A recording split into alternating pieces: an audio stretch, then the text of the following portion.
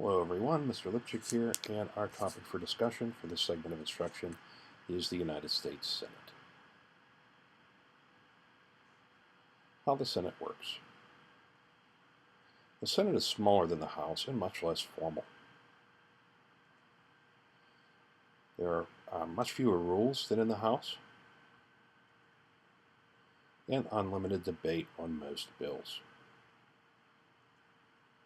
The Senate leadership is similar to that of the House, but does not include a Speaker. The Vice President of the United States presides over the Senate and is considered the President of the Senate. Senators have much more individual freedom than representatives. Party leaders, therefore, have much less influence in the Senate. Therefore, they are not as likely to strictly adhere to the party platform as members of the House. A good example would be Republican Senator Olympia Snowe, who was known for her centrist position on many issues that conflicted with the Republican Party's official platform. The Constitution names the Vice President as the President of the Senate. He or she does not have the same role or power as the Speaker of the House, however. The Vice President may recognize members and put issues to a vote, but may not take part in the debates. The Vice President can vote, but only if there is a tie vote. They can cast the deciding vote.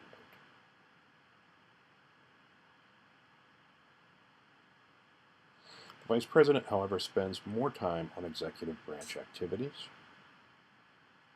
And the Senate, therefore, elects a President pro tempore to preside, or President pro tem as they call it. President pro tem is from the majority party and usually the most senior member of the Senate. Majority and minority floor leaders in the Senate.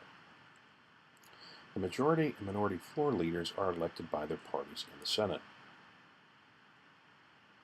They are the most important leaders in the Senate. The majority leader steers bills through the Senate and sets the work schedule in consultation with the minority leader. The majority leader organizes his or her party in support of certain legislation. The minority leader tries to develop criticisms of the majority party's bills and unifies minority party senators. Scheduling of bills in the Senate. Any member of the Senate may introduce a bill. Procedures for moving bills to the Senate are more informal than those of the House. Senate leaders control the flow of bills to the committees and to the floor for debate. The Senate only has two calendars. The calendar of general orders, which lists all bills that the Senate will consider,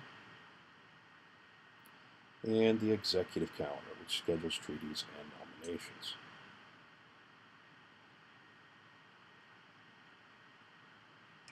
The Senate brings bills to the floor by unanimous consent, a motion by all members to set aside formal rules and consider a bill from the calendar. Most Senate bills are voted on through unanimous consent agreements. Filibustering. Because the Senate has unlimited debates, a strategy called filibustering has been developed to defeat a bill. A filibuster is when a senator talks continuously for many hours in order to stall a debate on a bill. Stalling the vote can cause support for the bill to fall apart. Filibustering is rarely used today, however, as the mere threat of one is often enough to defeat a bill.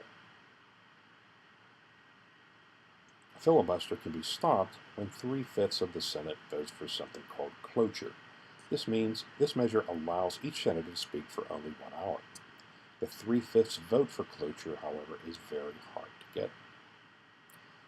But cloture motions have become more common in recent years in order to ensure that important issues are debated. That concludes our discussion of the Senate. Thank you for viewing, and I look forward to seeing you in the live lessons. Have a great day.